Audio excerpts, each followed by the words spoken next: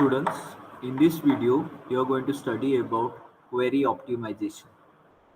Query optimization is the process of selecting the most efficient query evaluation plan from among the many strategies that are possible for processing a given query. Especially this is important if the query is complex. We do not expect the users to write their queries so that they can be processed efficiently. Rather, we expect the system to construct a query evaluation plan that minimizes the cost of query evaluation, and this is where the query optimization comes into play. One aspect of optimization occurs at the relational algebra level, where the system attempts to find an expression that is equivalent to the given expression but more efficient to execute. Another aspect is selecting a detailed strategy for processing the query, such as choosing the algorithm to use for executing an operation, choosing the specific indices to use, and so on. The difference in cost in terms of the evaluation time between a good strategy and a bad strategy is often substantial and may be of several orders of magnitude. Hence, it is worthwhile for a system to spend a substantial amount of time on the selection of a good strategy for processing a query, even if the query is executed only once. There are many different alternative ways of evaluating a given query. Okay, so we can find different equivalent expressions, different equivalent relational algebra expressions. So depending on that, there could be different algorithms for each operation. You can consider an example that is shown here for equivalent expressions. Okay, a query tree has been shown. Both of these expressions give the same output, but the way in which the query will be executed is different.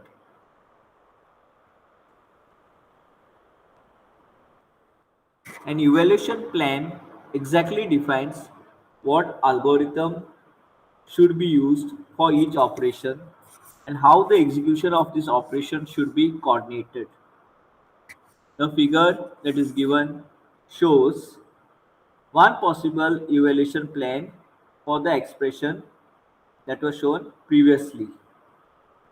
Okay, for this expression that was shown previously, one possible execution plan. As you can see in the figure, several different algorithms can be used for each relational operation, giving rise to alternative evaluation plans. In the figure, hash join has been chosen for one of the join operations, while the other join uses merge join. After sorting the relations on the join attribute, which is the ID, edges are marked as pipeline. Okay, you can see here in the diagram the edges are marked as pipeline. So the output of the producer is pipelined directly to the consumer without being written out to the disk. Given a relational algebra expression, it is the job of the query optimizer to come up with a query evaluation plan that computes the same result as the given expression and is the least costly way of generating the result. The cost difference between evaluation plans for a query can be enormous. It could be some queries could be executed in seconds versus days. Okay, there are various steps involved in the cost-based query optimization. The first step is generate logically equivalent expressions using equivalence rules. We will study these rules in the forthcoming slides. Annotate resultant expressions to get alternative query plans. Annotate means write down the query algorithms like we have written here, hash join, what operations will be performed, pipeline operation, Third step, choose the cheapest plan based on the estimated cost. To implement the first step, the query optimizer must generate expressions equivalent to a given expression. So it does so by using equivalence rules that specify how to transform an expression into a logically equivalent one. We will see these rules in the forthcoming slides.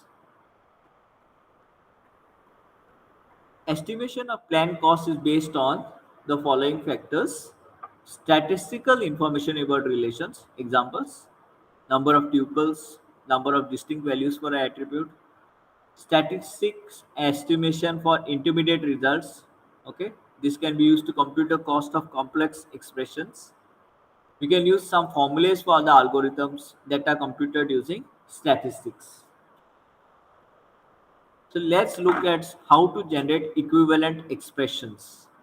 So remember, we have studied in query processing, when we were studying query processing, for the same expression, we can have multiple relational algebra expressions.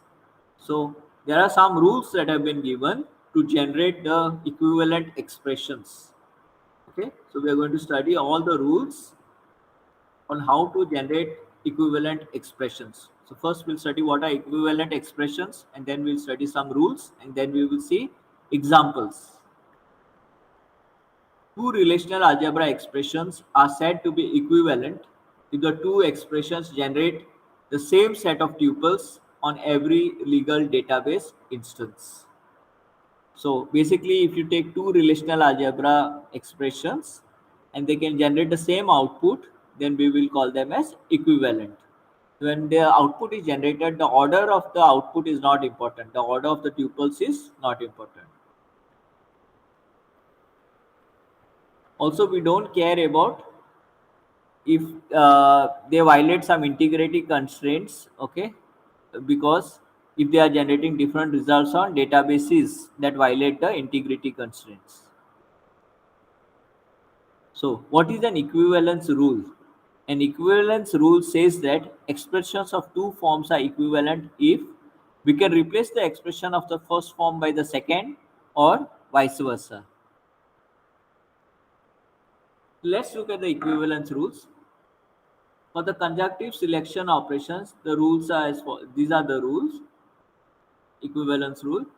So if we had a selection operation of this type, okay, where theta 1 and theta 2 is there, we could do the selection in this way. So both these expressions are the same. They would generate the same output.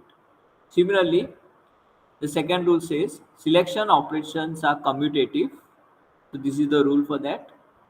Third rule says that only the last in the sequence of projection operations is needed.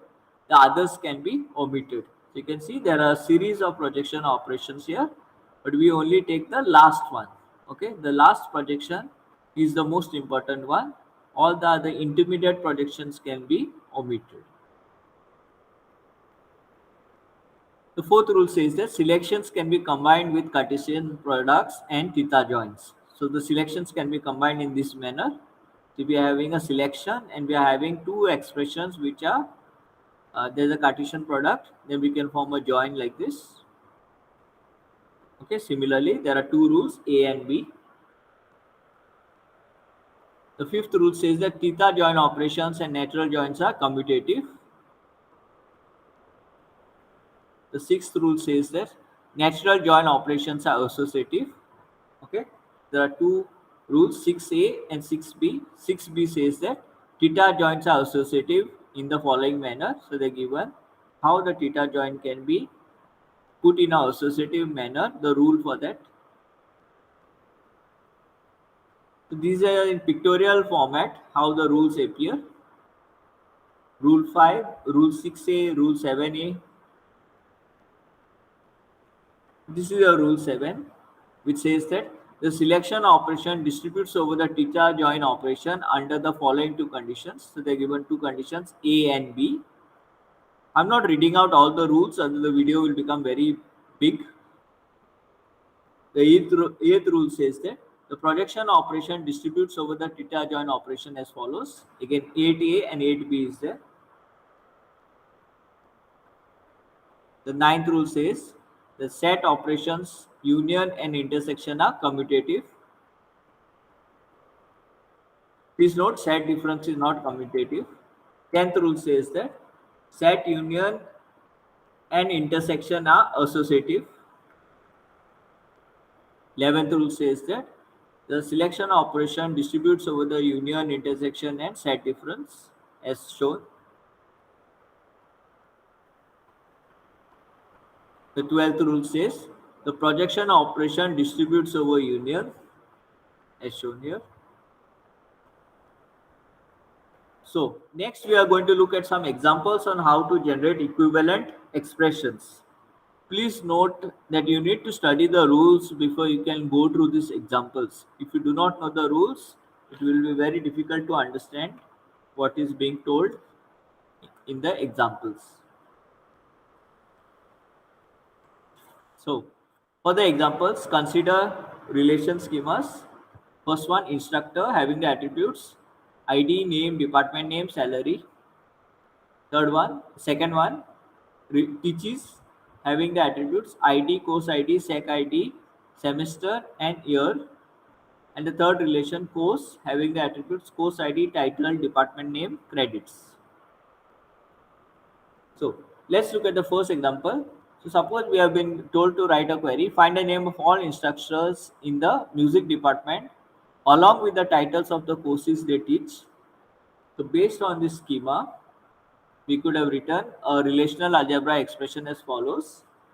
Okay, so this would be the answer, the relational algebra answer, expression answer for this query. Okay, we are finding out the names of all instructors in the music department along with the titles of the courses that they teach.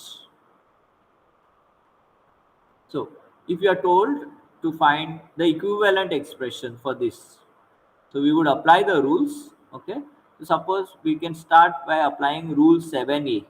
So rule 7a says that you can apply the selection operation in this manner. We are having a join between E1 and E2. Okay, so when we apply the selection operation, the equivalent expression can be generated in this manner. Okay, so let's apply this rule. Okay, so here we are applying, you consider E1 here as instructor. Okay, let me write down, this will be E1. Okay, and this part here will be, this entire part here will be E2.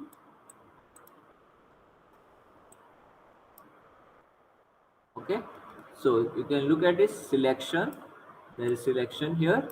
Okay, selection, then there is E1 joins, just like here joins, there's join here, and this is E2, the entire thing. When we apply the rule, the equivalent relation, so we are not applying the rule to projection. Okay, so you write this projection as it is, we are not applying the rule here, write it as it is. Apply that 7a rule only to this much portion of the query. Okay, so we apply selection, we get selection here, then we are having E1, this is your E1. Okay, instructor, then we close this selection followed by the join. Okay, followed by E2, so this is your E2. So the whole purpose of this is we are trying to perform the selection before the join. Okay, trying to perform the selection as early as possible, so it reduces the size of the relation to be joined. That is the idea behind performing the selection as early as possible. Let's look at another example on how to apply and generate equivalent expressions. Okay, so take the example of a second query. Find the names of all instructors in the music department who have taught a course in 2009 along with the titles of the courses that they have taught. So remember, we are referring to these schemas as we are writing the queries. So the answer could be something like this. Okay, wherein we are projecting the name and title. We are selecting the name, the department name as music, the year as 2009. Okay, and then we are forming the appropriate joins on the tables to get the answer for this query. Okay, so if we are told to generate an equivalent expression, then we would apply safe. We would start by applying rule 6a. Okay, so what does rule 6a say? It is the associativity of natural join. Okay, we are going to transform this into something like this. This is your rule 6a. Okay, this is your rule 6a, which says E1 join E2.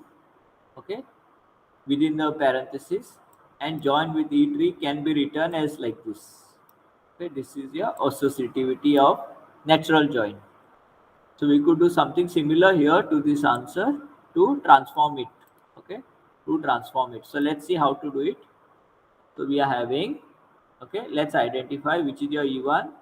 This is your E1. Okay, instructor is your E1, teaches is your E2, and course is your E3. Okay, so now this here is of this form. Okay, this you can see there's E1, there is a join. Okay, there's a join, then there is open parenthesis and close parenthesis, and there is E2 join E3. Okay, so we are going to convert this form to this form, equivalent form. What we do, let's see. Okay, so now we are already having this form as I showed you here.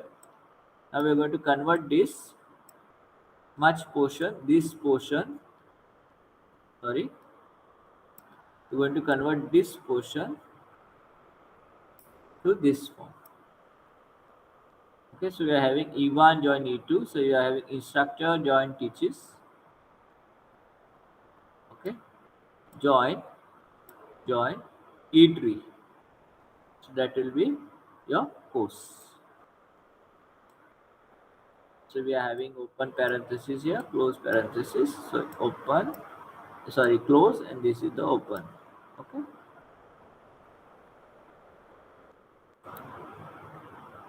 okay, you can check this parenthesis. So this is the open, sorry, this is the open, this is the close. Okay, so this is your E1 join E2 and join E3. So we can apply like this multiple, not only one rule.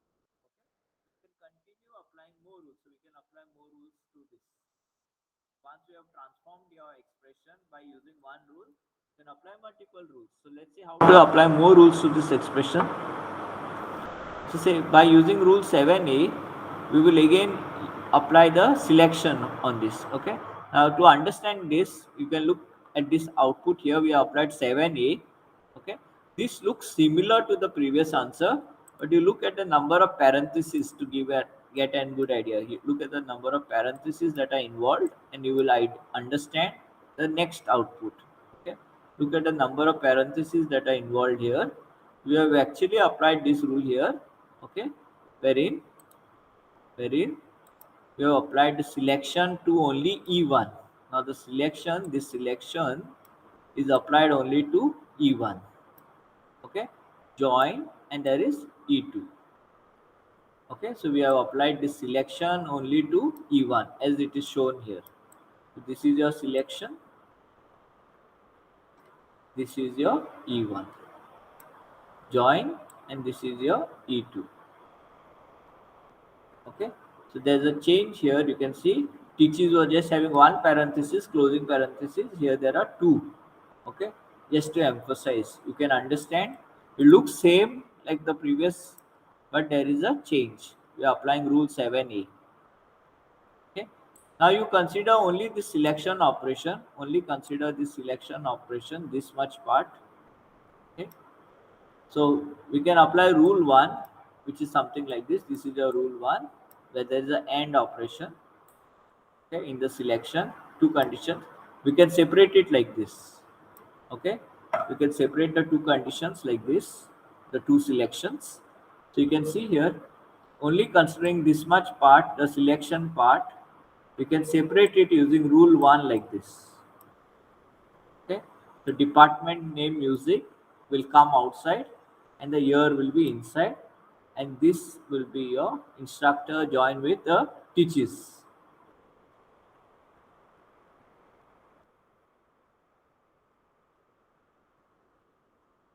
Next, you can apply rule 7a again. Okay, you can apply rule 7a now to this much portion. Okay, to this much portion of the. So what you will get when you apply only to this much portion, you will get selection outside. Okay, join. So you are applying this rule. Okay, you are applying this rule to this. You are applying here the rule 7a. The rule 7a.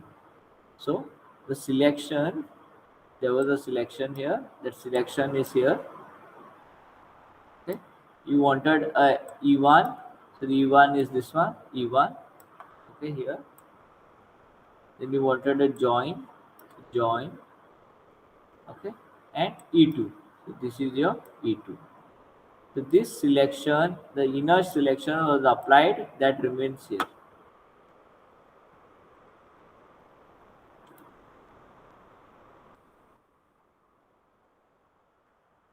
So this is what your tree will look. This was the initial tree. Okay, for this one.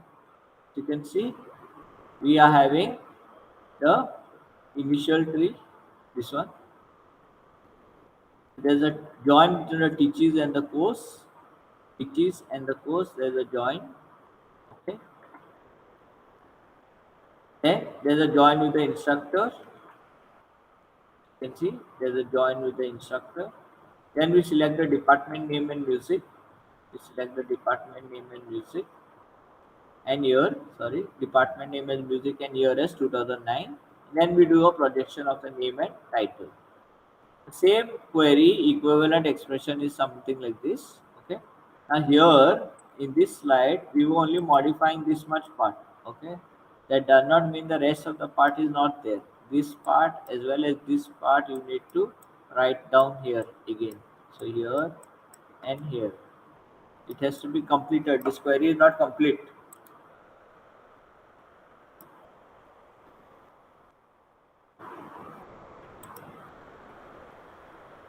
This is the output after applying multiple transformations here. Okay, so we'll get projection name title, select department music, instructor join, select year 2009 from the relation teaches. Okay, you can see here teaches, then there's a selection, okay, year 2009. Similarly, from instructor we are having music, instructor we are having music. We join both of them. We join both of them. On the course we are having a selection, sorry, a join. Course is joined with this two. Then we do a projection of the name and title. So the third type of projections could be pushing projections. So we could have, for example, a query like where we are having the same example as before, where we are having department name as music. Okay, and we are forming a join. So here what we could have done is we could have taken this separately, selection. Okay, the selection of the department name music equal to music, instructor join teaches, and then we could use rule 8a and 8b to eliminate the unneeded attributes from the intermediate results. Okay, so whatever intermediate results we are getting, we could have removed them to get this answer. So the idea behind that is to perform the projections as early as possible to reduce the size of the relation to be joined. The next part, we will look at some join ordering examples. So if there are multiple joins in a relation, there are multiple relations R1, R2, R3. There is a join between R1 and R2, which is followed by a join with R3.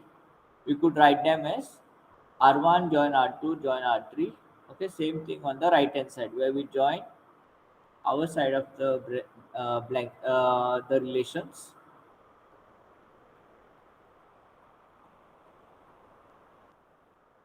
If the relation R2 join R3 is very large and the join R1 R2 is small, then we would choose this R1 join R2 first, followed by join with R3, because that will allow us to compute and store a smaller temporary relation.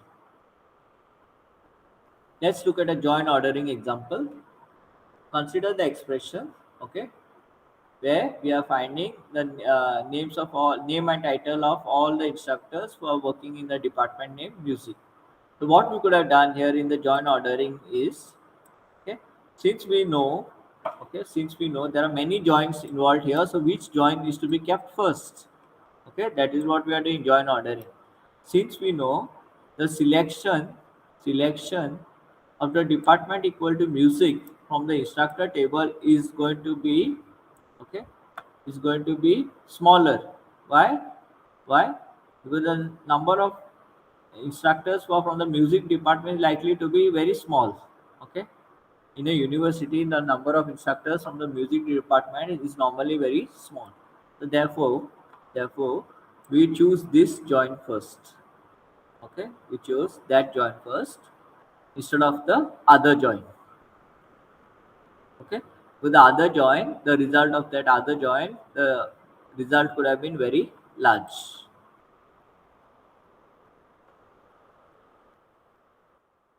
Query optimizers use equivalence rules to systematically generate expressions equivalent to the given expression.